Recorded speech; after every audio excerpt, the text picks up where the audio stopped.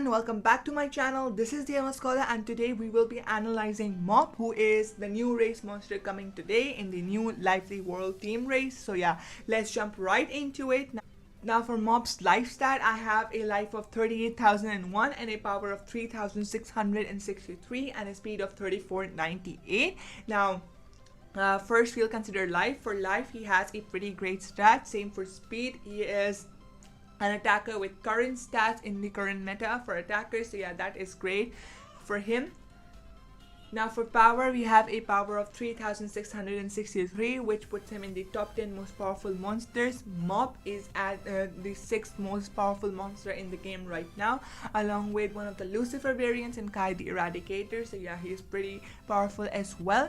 Now for the trait, we have already discussed the trait and went into quite a lot of detail while I was discussing his skills in the previous video.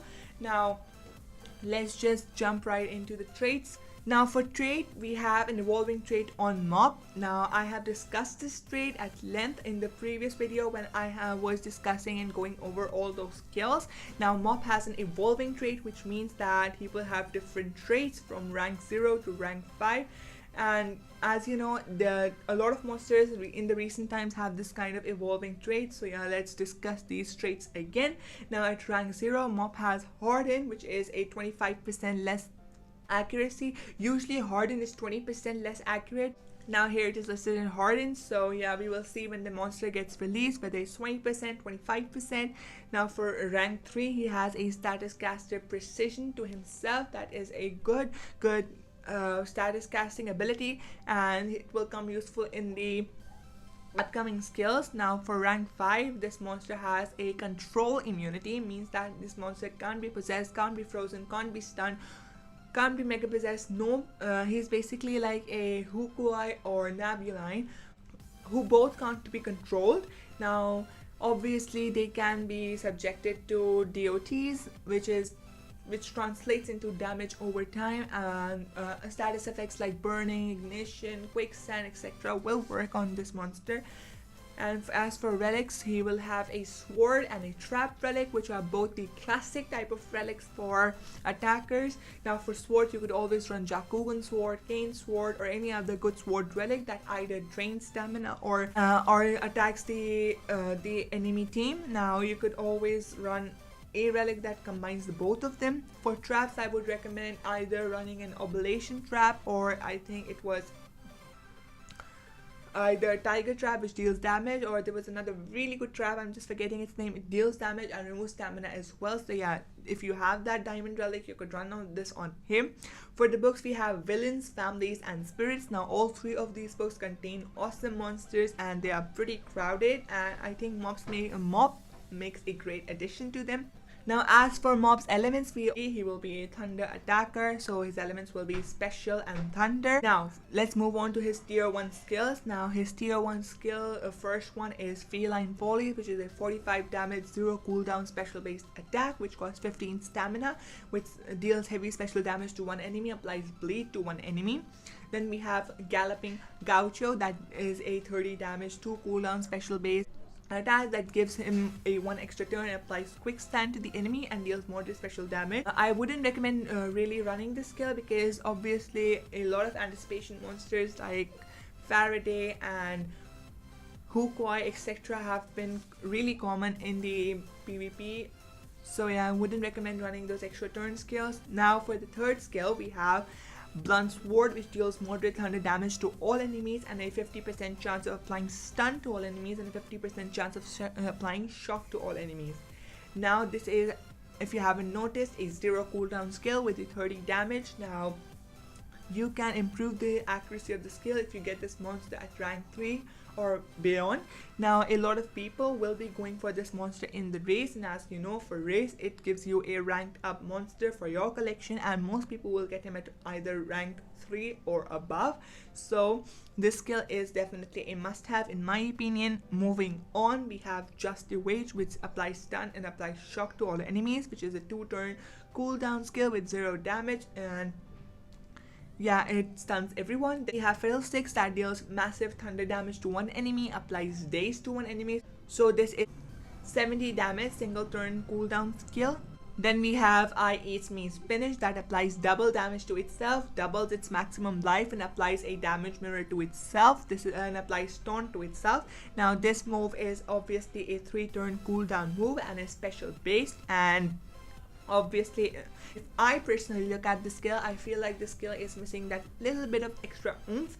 Now what I mean by that is if he could, you know, get an extra turn after doing the skill, or he could apply Megaton to himself, the skill would be a lot better and would make this monster overall a better monster. Now moving on to skills group 3, we have Dizzy Dishes, which deals moderate thunder damage to all enemies, applies a daze to all enemies, and requires cooldown. So yeah, this is a 40 damage 2-turn cooldown AoE. Moving on, we have Puss Gets the Boots, which removes positive status effects from one enemy, applies stun to one enemy, applies shock to one enemy.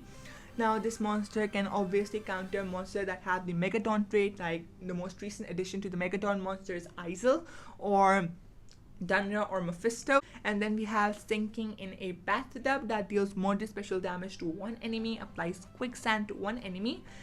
And here's the kicker, deals moderate special damage to all enemies, applies shock to all enemies.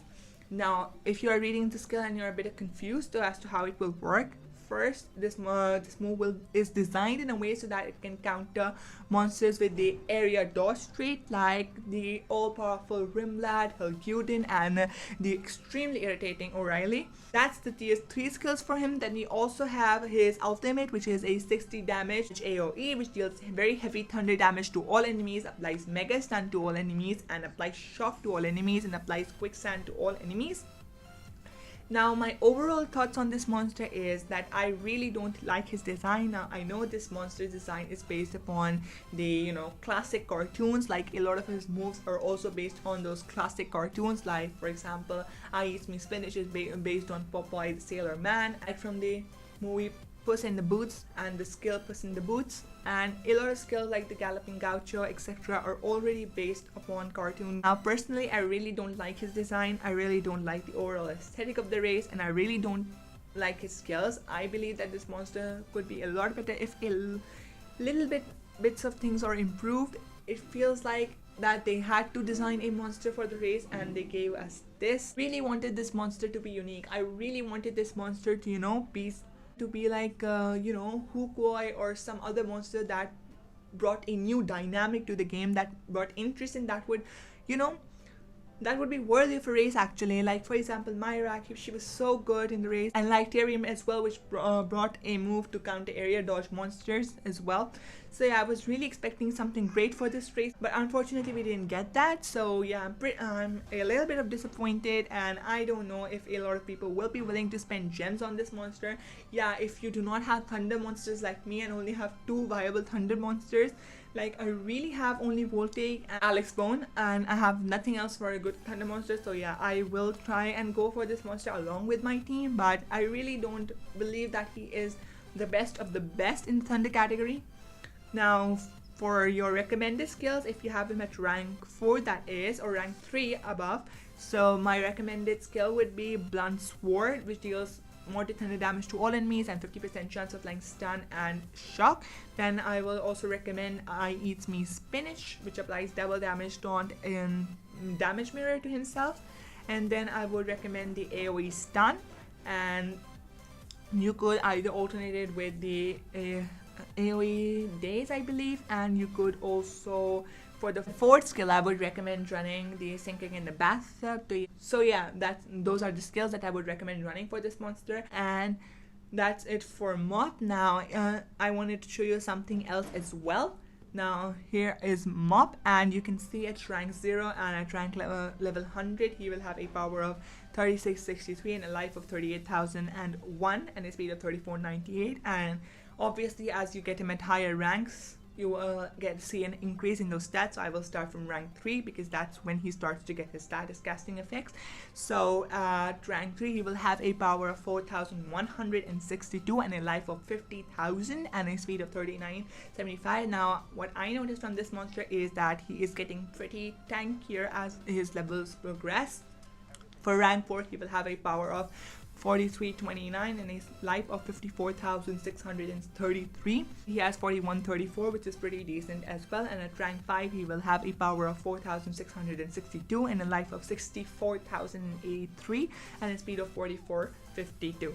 So yeah, that's his stats per rank. Hope you liked and enjoyed the video. Please don't forget to share and turn those notifications on for the latest news and updates.